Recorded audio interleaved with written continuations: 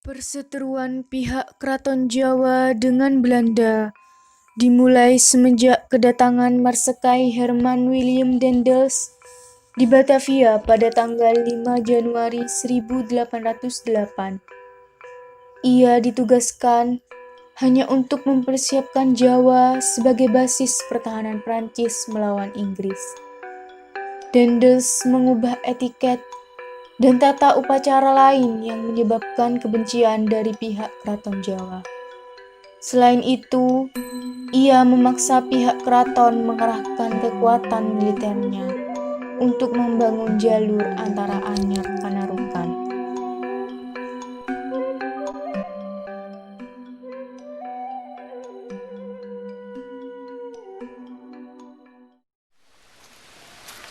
Pembangunan jalan ini dari Anyar sampai Panarukan harus segera dilaksanakan. Saya tidak mau tahu. Segera bukakan akses pembangunan untuk jalan ini. Tidak bisa sebelum ada persetujuan dari pihak kami. Pilih saja jalur lain. Tapi akses ini yang saya mau. Tetap tidak bisa sebelum ada persetujuan. Kedua belah pihak sama-sama bersikeras untuk mempertahankan pendapatnya masing-masing. Keesokan harinya, Daendels datang lagi ke keraton untuk menemui Ratu Ageng. Mana Ratu Ageng? Aku ingin bertemu dengannya. Ratu Ageng ada di dalam. Untuk apa Tuan ingin menemui Ratu Ageng? Ada hal penting yang saya mau omongkan. Baiklah, saya akan menemui Ratu Ageng terlebih dahulu. Selanjutnya, pihak keraton pergi menemui Ratu Ageng atas kedatangan Daendels.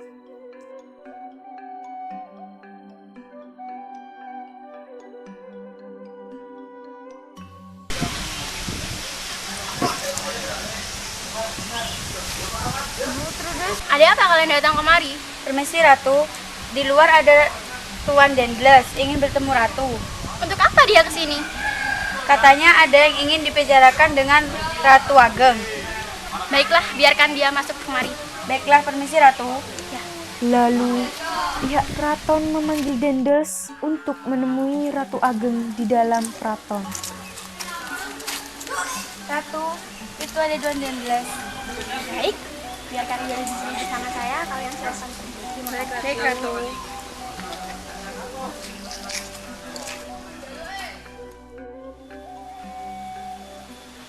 Untuk apa Tuan Daendels datang kemari? Saya ingin menawarkan keuntungan. Keuntungan apa? Jadi saya dan pasukan saya ingin membantu mengurusi tanah yang ada di keraton ini. Mengurusi. Lalu keuntungan apa yang akan kami dapat? Banyak Ibu Ratu yang bisa dapatkan dari kerjasama ini, asal Ibu Ratu bisa memberi kompensasi kepada kita. Kompensasi. Ya. Baik, saya akan memberikan kompensasi. Saya akan memberikan apapun asal rakyat saya bisa sejahtera. Jadi Ibu Ratu setuju? Ya, saya setuju. Baik, terima kasih kerjasamanya Ibu Ratu. Oke. Kalau begitu saya permisi dulu. Pangeran Diponegoro tiba di keraton atas panggilan Ratu Ageng untuk mendiskusikan kesepakatan yang telah ia buat bersama Daendels.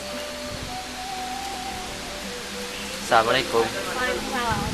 Ada apa Ratu memanggil saya untuk datang kemari? Aku memanggil kamu untuk datang kemari karena aku telah membuat kesepakatan dengan pihak Daendels. Kesepakatan apa itu? Tuan Daendels ingin membuat jalan dari Anyar sampai Panarukan, dan itu melewati makam leluhur kita. Bagaimana? Tentu saja aku tidak mau. Kenapa? Apa alasanmu? Karena itu melewati makam leluhur kita. Aku tidak akan ikut kerjasama untuk membangun Anyar sampai Panarukan ini. Dengan setuju atau tidaknya kamu, saya telah memberikan kesepakatan untuk menyetujuinya. Kau masih mau menolak?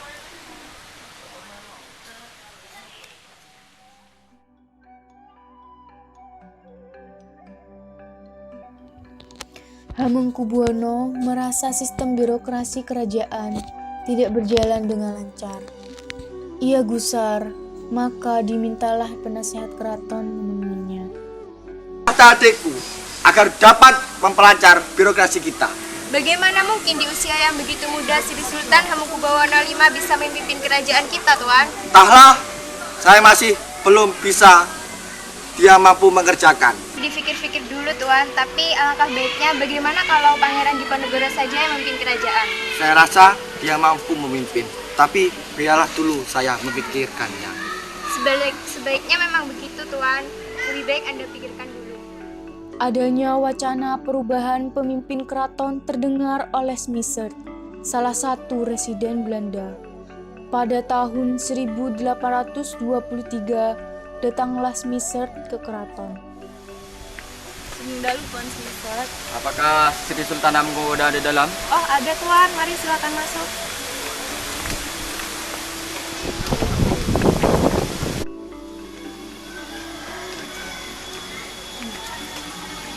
Permisi Raja, Tuan Smitherd ingin bertemu. Baiklah, terima kasih. Saya permisi dulu Raja. Silakan Tuan, duduk di sini. Ada apa Tuan datang kemari? Saya dengar Anda ingin menaikkan tahta di Baginda yang telah berusia muda itu. Saya masih memikirkannya Tuan. Bagaimana jika saya memimpin? Namun masih ada harapan dari bagian keraton yang dapat memimpin. Keturunan wali dari Paku Alam, yaitu ia yang bernama Diponegoro. Mana bisa seperti itu? Saya sudah menawarkan tugas berat ini, masih Anda tolak? Baiklah, kalau emang tujuannya mensejahterakan rakyat. Kepemimpinan Smitherd membuat rakyat menderita. Muncullah seorang bangsawan putra dari Hamengkubuwono III bernama Raden Mas Ontowiryo atau Pangeran Diponegoro. Pangeran Diponegoro tidak puas dengan melihat penderitaan rakyat karena kekejaman dan kelicikan Belanda. Mulailah Pangeran Diponegoro menentang dominasi Belanda.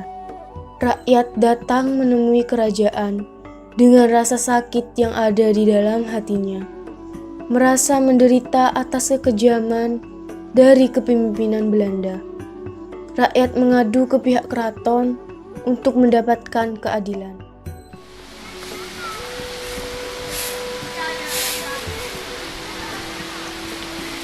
Maaf, kenapa kamu berada di sini? Kenapa badanmu kurus sekali seperti kekurangan makan? Bagaimana bisa untuk makan? Untuk berdiri pun nasib tak sanggup. Tak kuasa lagi menahan pedih ini. Kami rindu kepemimpinan Sri Sultan. Pemimpin Belanda sangatlah kejam, tidak punya hati, berbeda sekali dengan Sri Sultan. Entahlah, keuangan kerajaan mulai mengalami kebangkrutan setelah kepemimpinan Belanda. Apakah tidak ada yang bisa pihak kerajaan lakukan? Entahlah, mungkin kita bisa melakukan kompensasi. Baiklah, lebih baik kita mencoba. Baiklah, akan kucoba. Maka pergilah pihak keraton ke kediaman Pangeran Diponegoro untuk meminta kompensasi. Pangeran Diponegoro segera mencari pinjaman ke seorang kapten Tionghoa. Ingat Smitherd, segera laksanakan pembangunan jalan ini. Baik Tuan. Tapi bukankah pembangunan jalan yang kau minta ini melewati makam? Biarlah, lagi pula mereka siapa? Oh, yang saya dengar makam ini adalah makam para leluhur kerajaan Tuan. Nah, lihatlah pemakaman ini, pemakaman peluhur. Apakah kamu masih mau melewatinya? Tapi tidakkah kau meminta izin kepada pihak keraton, khususnya kepada Diponegoro? Sudah. Lalu apa kata mereka? Mereka menolak. Lalu mengapa pembangunan ini masih kau lanjutkan? Jalan ini dapat mempermudahkan kita dalam melakukan perdagangan. Sudahlah, kemudian saja. Smitherd, segera laksanakan pembangunan ini. Tuan. Pangeran Diponegoro segera mencari pinjaman ke seorang kapten Tionghoa. Setelahnya, Diponegoro memberikan uang kompensasi kepada pihak keraton.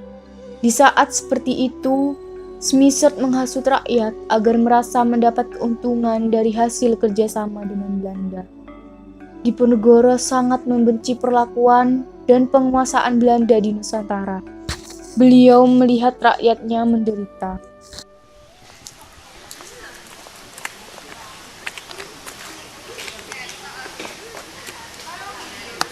Mengapa kalian bersedia bekerja sama dengan Belanda dengan memberikan kompensasi penyewaan tanah? Dengan kita memberikan kompensasi, Belanda akan mengurusi semua tanah kita. Apa yang dikatakan oleh Pak Sudarmo? Seharusnya kalian tidak bekerja sama dengan Belanda. Karena itu membuat rakyat menderita dan keuangan keraton menjadi bangkrut karena hubungan kerjasama yang kalian buat dengan Belanda. Kami mendapat banyak keuntungan dari kerjasama ini. Kalian dapat keuntungan apa dari Belanda? Banyak keuntungannya kita dapatkan. Yang jelas kita akan tetap bekerja sama dengan Belanda.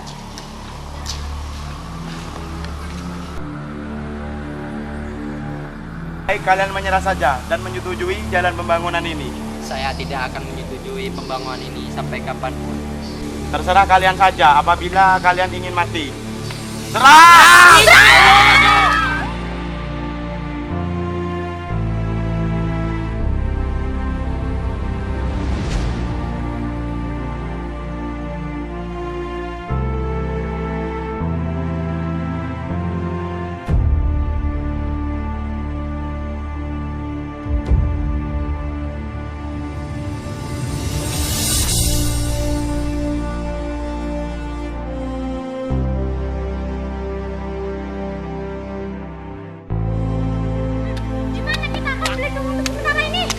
Lawan dulu sampai habis.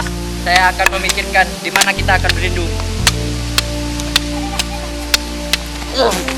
Ayo.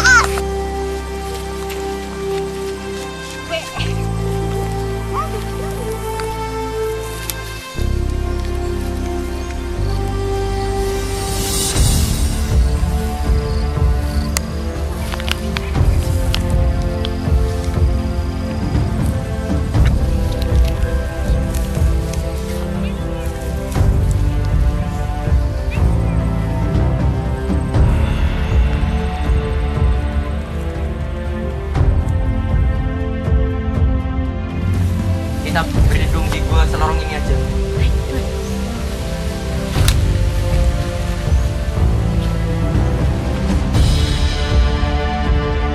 Kemudian Pangeran Diponegoro menyusun siasat perang merencanakan untuk menyerang keraton Yogyakarta dengan mengisolasi pasukan Belanda. Sebagai pemimpin, Pangeran Diponegoro didampingi oleh Pangeran Mangkubumi Alibasyah Sentot dan Kiai Maja sebagai pengawas spiritual dalam perang ini. Perang ini semakin meluas, hampir di seluruh Jawa. Karena itu, Belanda berusaha meningkatkan kekuatannya. Kuatkan pasukan untuk menyerang Diponegoro. Kirim 2 letkol ke Tegal dan Banyumas. Tetapi kita harus memperkuat pasukan. Bagaimana kalau kita memperkuat pasukan dengan minta bantuan pasukan saya di Sumatera Barat? Lakukan apapun untuk menyerang mereka. Belanda menghancurkan pos-pos pertahanan pasukan Diponegoro. Kemudian pos Diponegoro dari Goa Selarong dipindahkan ke Dekso oleh pimpinan Alibasyah Sentot. Alibasyah Sentot berhasil mengalahkan Belanda di daerah bagian barat, dan pasukan Diponegoro pun mendapatkan kemenangan. Mana kalian ini? Kenapa melawan Diponegoro saja kalian nggak bisa? Kalau gini terus kita bisa kalah. Buat saja pengumuman untuk menangkap Pangeran Diponegoro. Hidup atau mati akan mendapatkan hadiah 20.000 ringgit. Baiklah, kalau itu bisa melawan Diponegoro. Oke.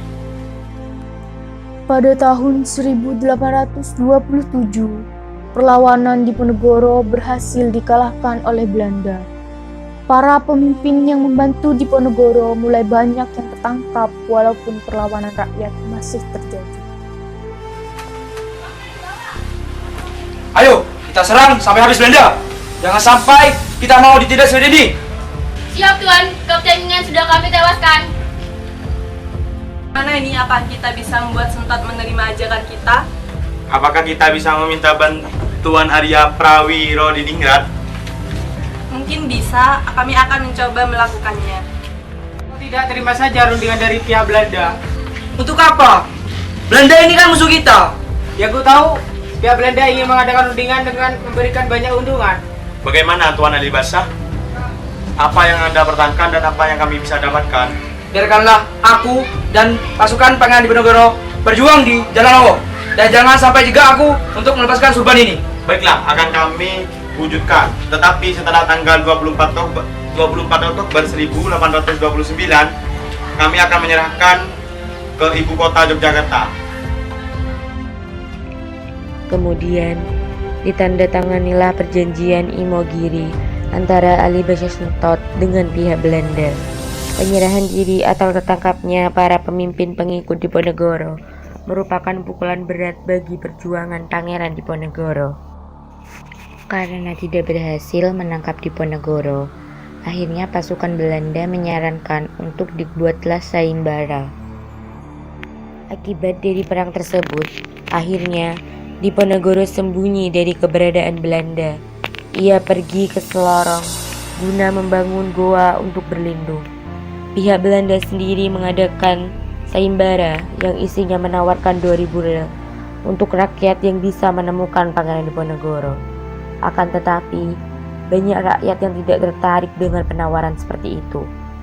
Dan pada akhirnya, Belanda berhasil menemukan Pangeran Diponegoro dalam keadaan hidup di Goa Gombong. Selanjutnya, Pangeran Diponegoro dikirim ke Semarangan dan menuju ke pelabuhan untuk diasingkan di Sulawesi Selatan hingga meninggal di benteng Belanda di Makassar, yaitu Benteng Van Roden.